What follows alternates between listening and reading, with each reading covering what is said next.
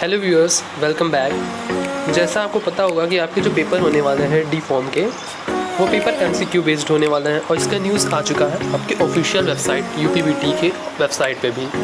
तो इस समय आपको तैयारी करनी होगी एमसीक्यू टाइप की। इसके लिए कुछ पॉइंट्स हैं जो कि माइंड में रखना बहुत इंपॉर्टेंट है।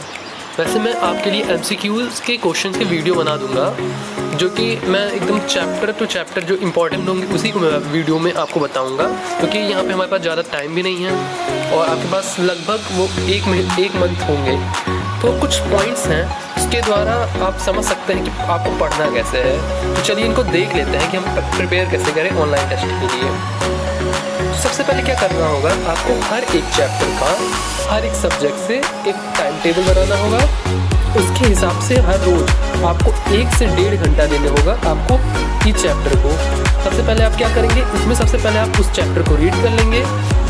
एक तरह से आप इसको रीड करते जाएंगे और आपको वहाँ पे जो सबसे इम्पोर्टेंट, मोस्ट इम्पोर्टेंट पॉइंट लगेगा, जो ऐसा लगे कि आप भूल रहे हैं, ये भूल सकते हैं, ये जो ऐसा क्वेश्चन बन सकता है आपसे, तो उस जगह को उसको अंडरलाइन कर लीजिएगा। इसको अंडरलाइन करने से आपको क्या होगा कि आपको जब इसका नोट्स बनाना होगा, मान लीजिए वैसे नोट्स के टाइम तो नहीं है, लेकिन आपको मान लीजिए इसको एक जगह लिखना हो, वो आप भूल रहे हो, तो उसको आपको ढूंढने में आसानी होगी। तो इससे आपको पता चलेगा कि हमने कितना पढ़ा। आपको मैक्सिमम 1.5 घंटे देना है और मिनिमम 1 घंटे देना है एक चैप्टर को पढ़ने के लिए, और ज़्यादा टाइम भी नहीं देना है क्योंकि टाइम भी आपके पास कम है।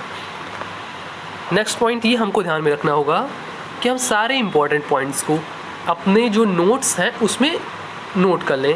और ये पॉइंट्स कैसे होने चाहिए, ये ऐसे पॉइंट्स होने चाहिए जो बहुत ही इम्पॉर्टेंट हो और जो आपको भूल रहे हों।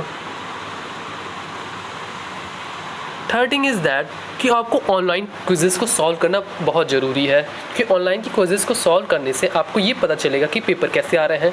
या कभी कभी आप जब पढ़ेंगे चैप्टर्स को और रीड करते वक्त जब आपको ये पता करना होगा कि हम कैसे क्वेश्चंस को एमसीक्यू के फॉर्म में आएगा ऐसा देख सकें अपनी बुक्स, या उसको अंडरलाइन कर सकें।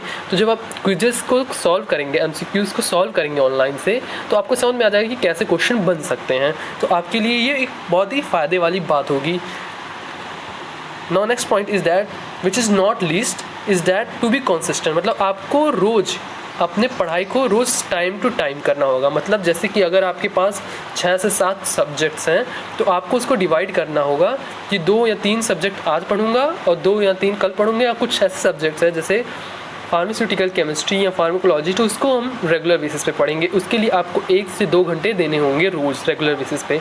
अगर आपका एक दिन भी मिस होगा तो आपका एक दिन का बहुत इंपॉर्टेंट टाइम जा सकता है, क्योंकि 1 मंथ है आपके पास और इसी में आप तक अभी तक जिसने कुछ भी नहीं पढ़ा है वो भी पढ़ सकता है, क्योंकि कम टाइम में भी पढ़ाई हो सकती है। तो आप जितने अच्छे से पढ़ेंगे उतना ही आपके लिए बेनिफिशियल होगा।